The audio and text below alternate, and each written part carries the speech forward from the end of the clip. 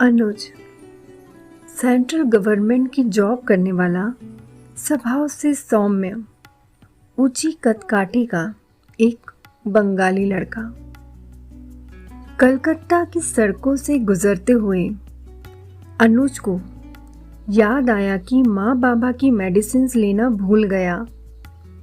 So U turn लेते हुए medical shop के पास कार पार्क करते हुए उसकी नज़र सामने खड़े एक व्यक्ति पर पड़ी जो उसे जाने पहचाने लग रहे थे।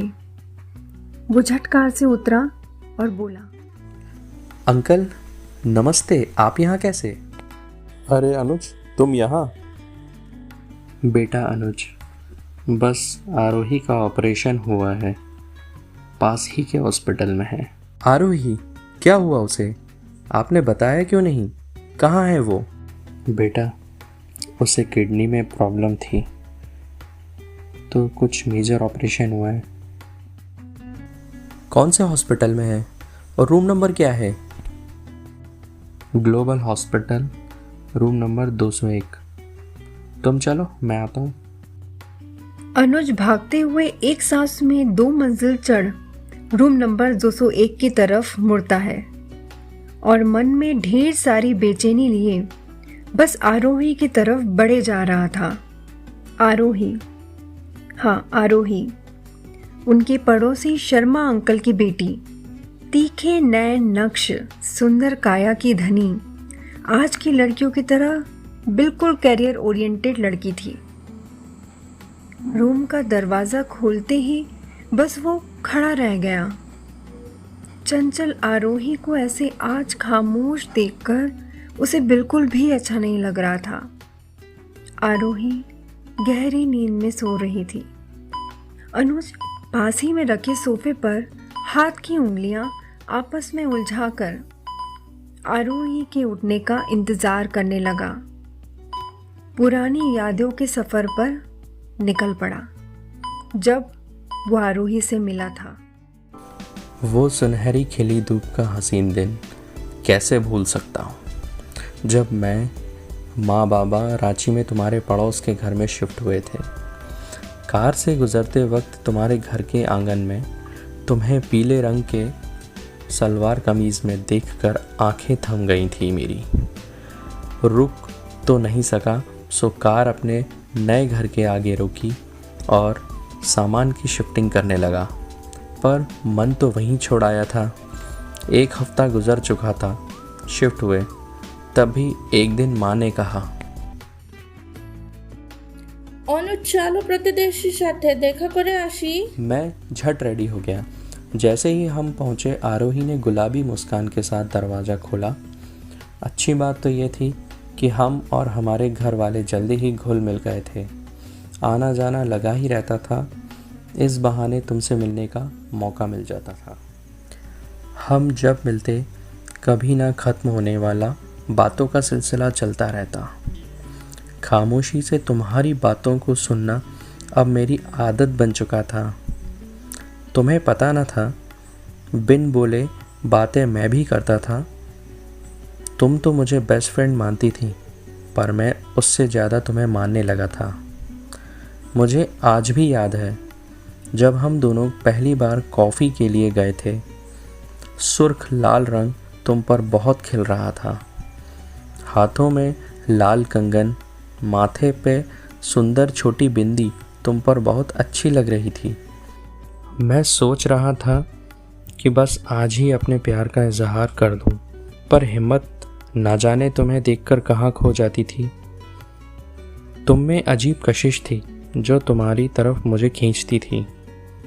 जब भी तुम्हारे घर में आता था, तुम पायल छनकाती दौड़ कर आती थी और हमेशा पूछती थी, অনু কেমন আছি?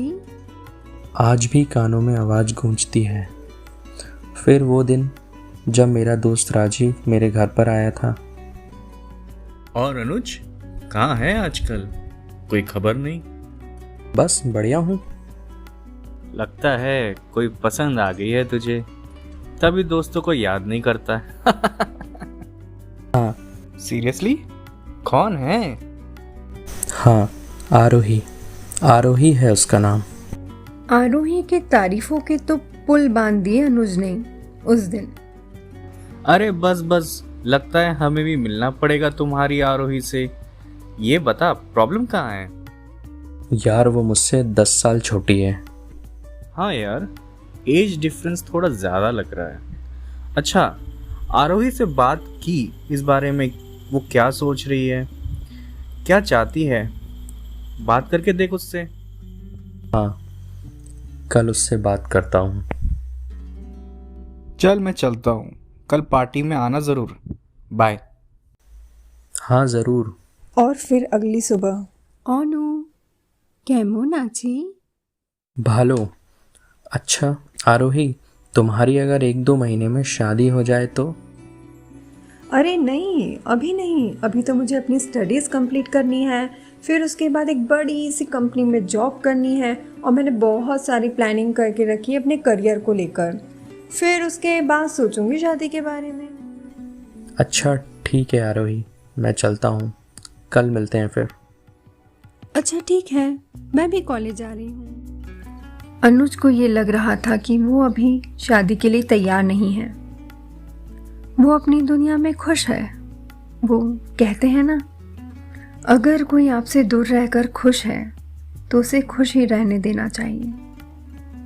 अब उनके बीच अनुज ने सिर्फ एक दोस्ती का रिश्ता ही ठीक समझा।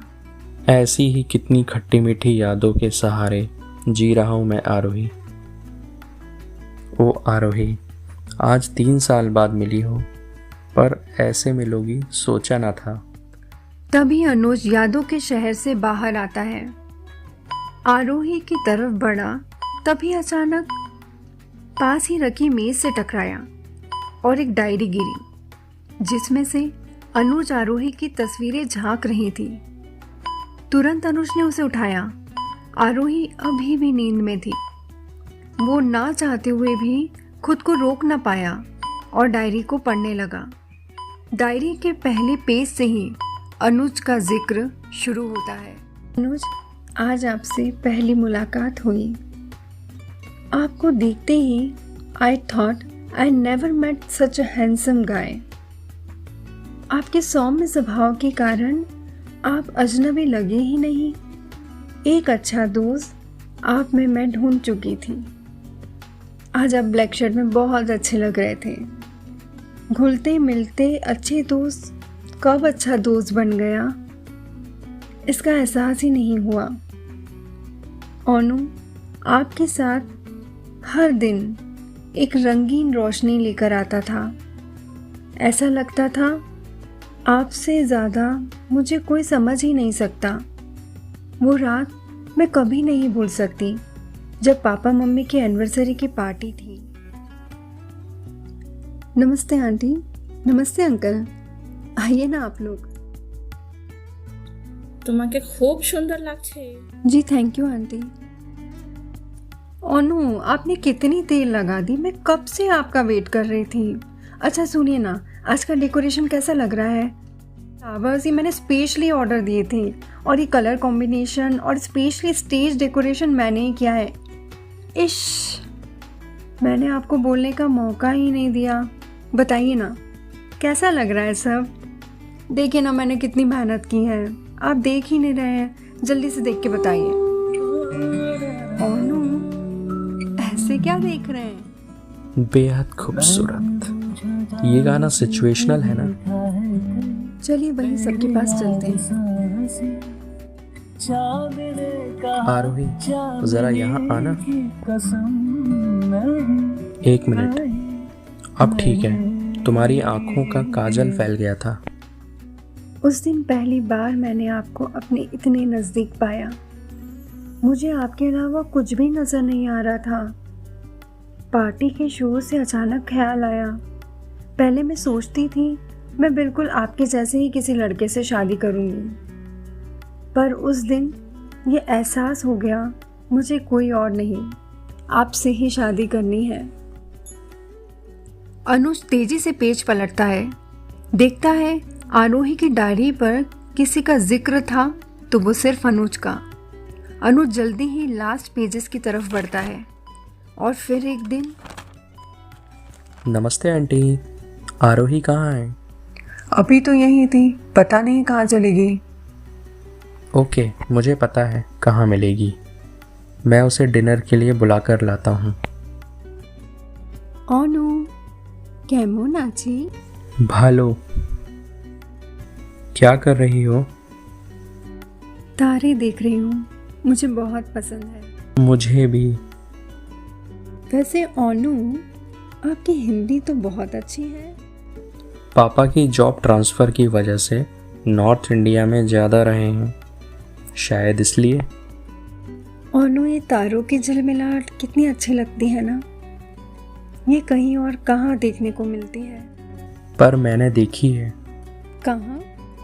तुम्हारी आँखों में। अनु, आप कुछ तो भी बोलते हैं। हाँ, अच्छा ये बताइए, आज बहुत खुश लग रहे हैं, जल्दी बताइए क्या बात है?